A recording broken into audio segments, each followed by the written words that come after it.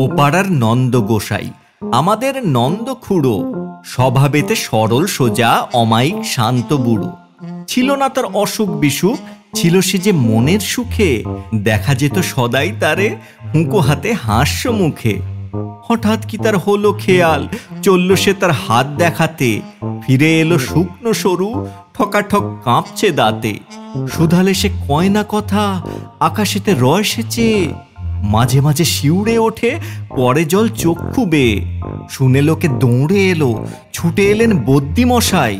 সবাই বলে কাঁদছো কেন, কি হয়েছে নন্দ গোসাই?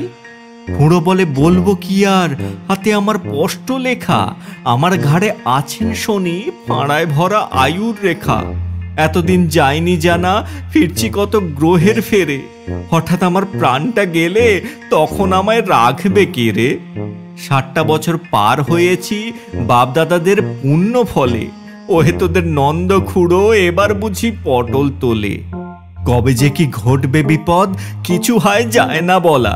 এই বলে সে উঠল কেঁদে, ছেড়ে ভীষণ উচ্চ গলা। দেখে এলাম আজ সকালে গিয়ে ওদের পাড়ার মুখো। বুড়ো আছে নেই কো হাসি, হাতে তার নেই কো হুঁকো।